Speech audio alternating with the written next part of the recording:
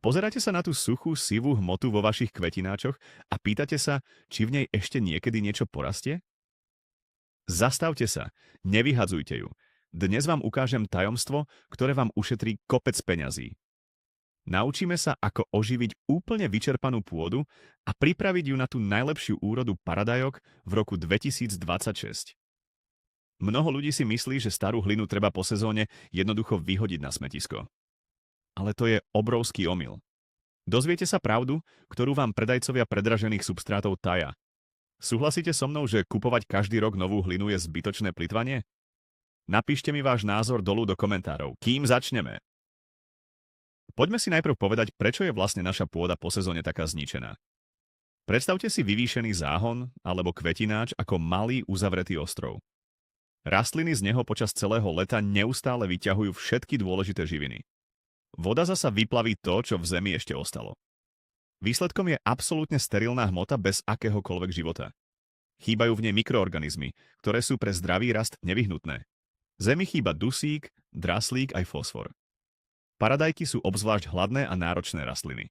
Ak ich v roku 2026 zasadíte do tejto starej mŕtvej zeme, dočkáte sa len žltých listov a veľmi malých plodov. Ale my tento uzavretý kruh dnes prelomíme.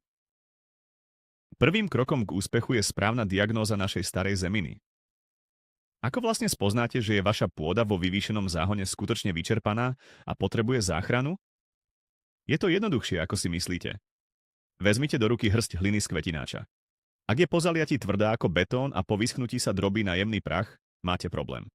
Znamená to, že stratila svoju štruktúru a chýba jej dôležitá organická hmota. Skvelým príkladom je špongia nariad. Nová špongia krásne nasaje vodu a drží tvar.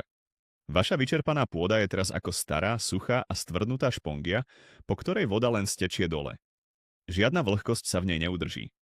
Ďalším varovným signálom je farba.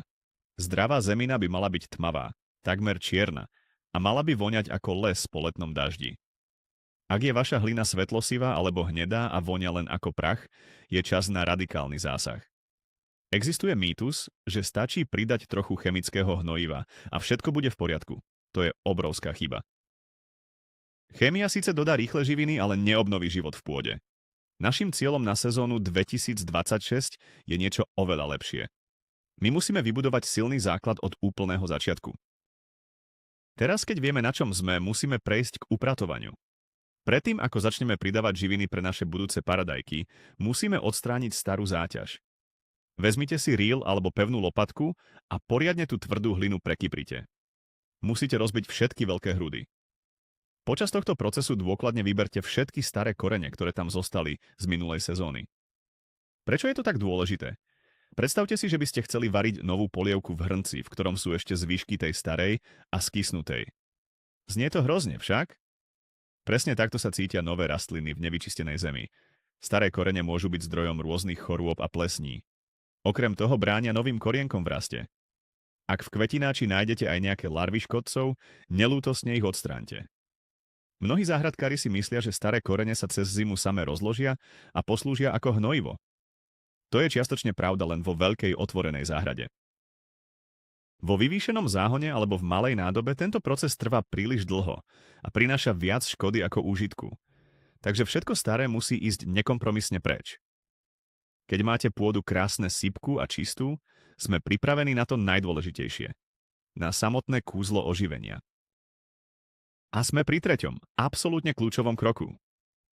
Teraz prichádza na rad čierna mágia každého dobrého záhradkára. Hovorím o kvalitnom komposte. Kompost je úplným základom pre úspešné pestovanie paradajok v roku 2026.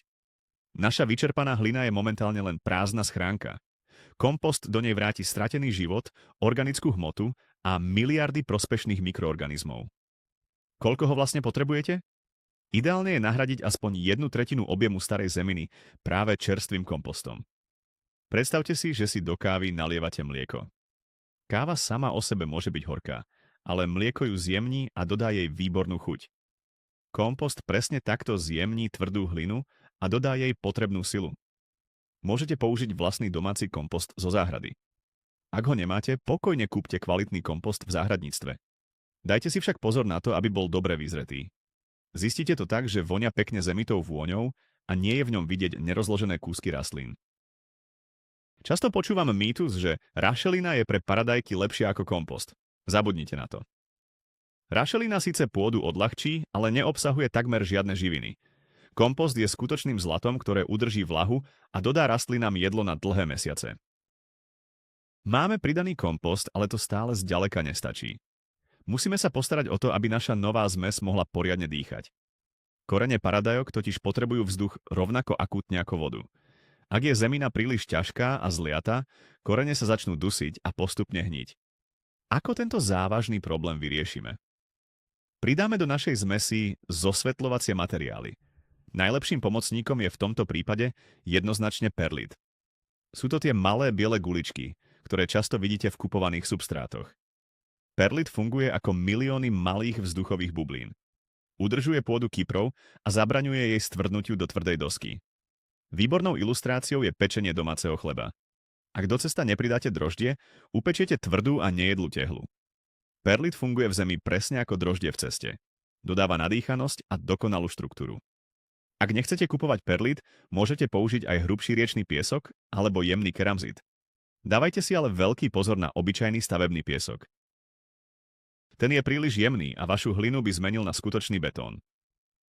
Ďalším skvelým materiálom pre vyvýšené záhony sú kokosové vlákna. Tie výborne zadržiavajú vodu a zároveň nechávajú pôdu voľne dýchať. Zmiešajte tieto ľahké materiály s vašou zeminou a kompostom. Zrazu uvidíte, ako celá hmota mení svoju štruktúru priamo pred vašimi očami. Poďme našu pôdu posunúť na ešte podstatne vyššiu úroveň. Predstavím vám tajnú zbraň všetkých profesionálnych pestovateľov. Je to vermikompost, známy aj ako dážďovkový trus.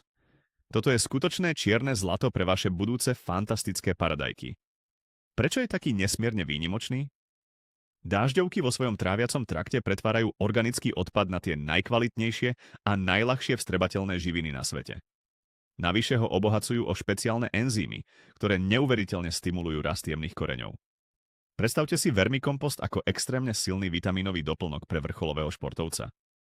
Zatiaľ čo obyčajný kompost je ako bežná zdravá strava, vermikompost je okamžitá injekcia čistej energie.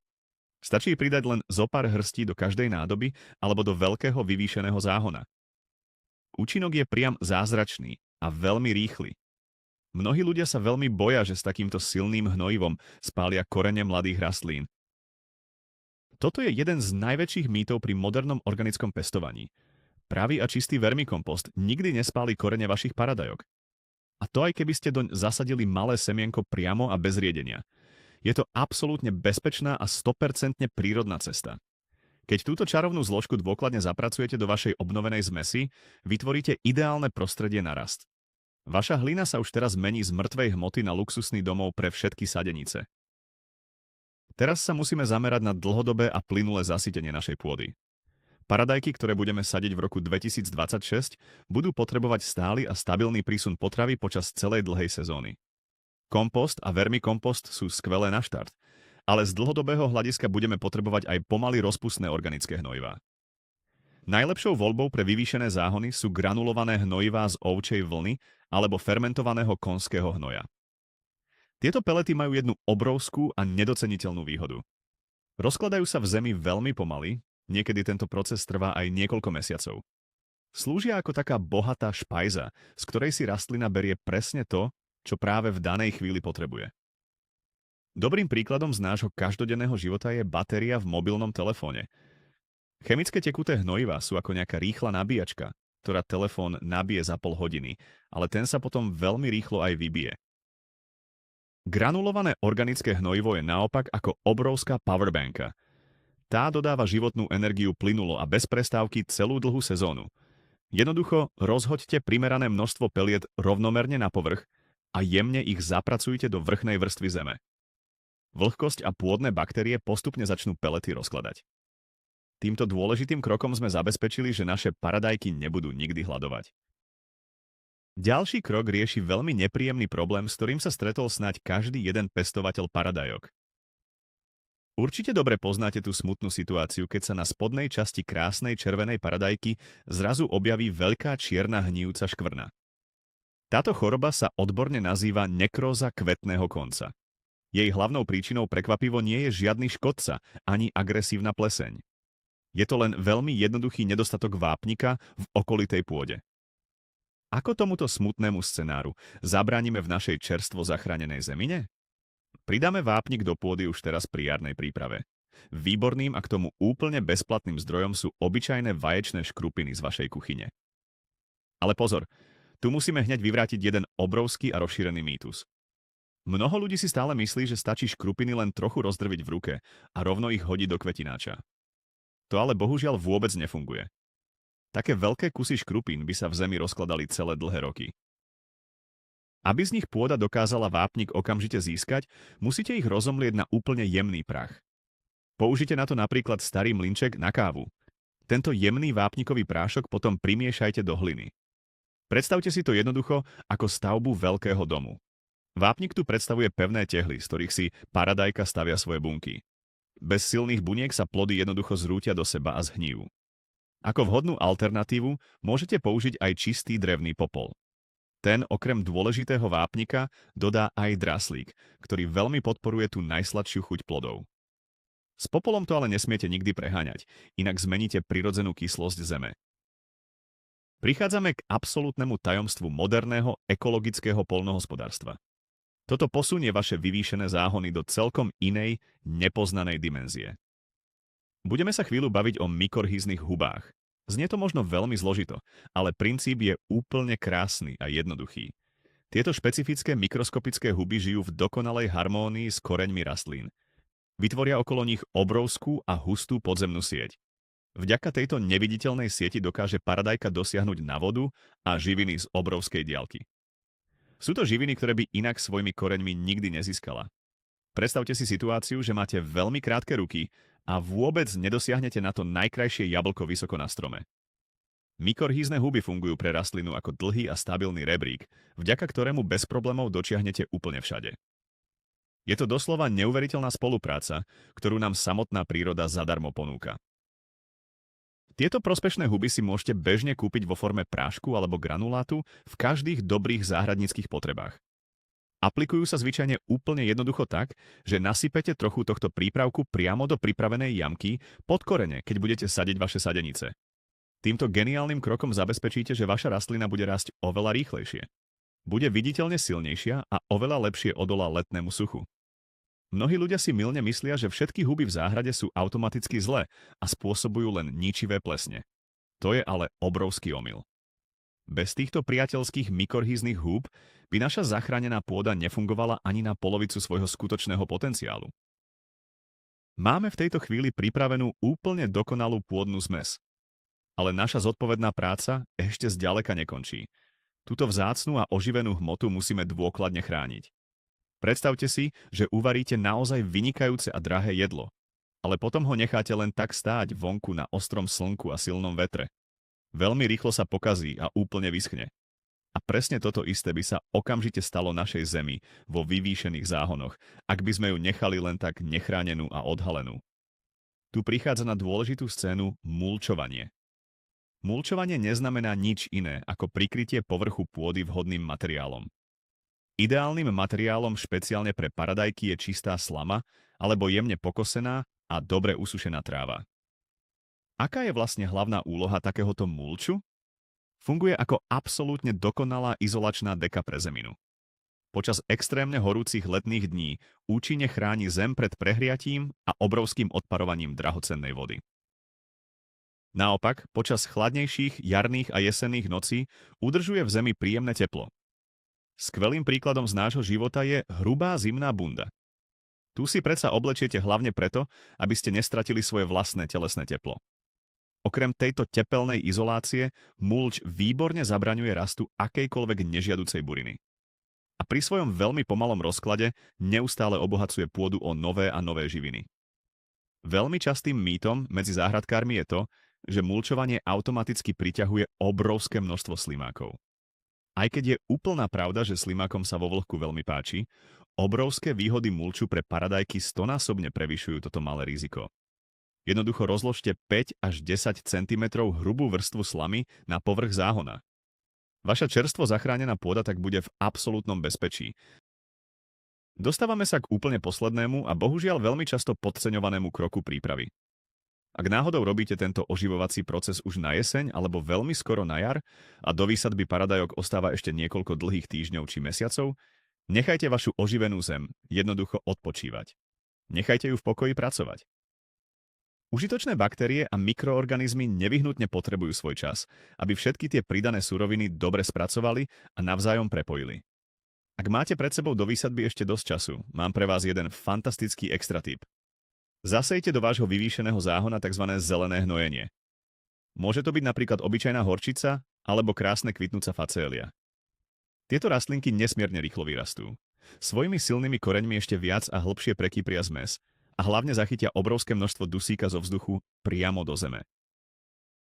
Potom, tesne pred tým, ako začnú naplno kvitnúť, ich jednoducho pokosíte a len jemne zapracujete do vrchnej vrstvy zeme.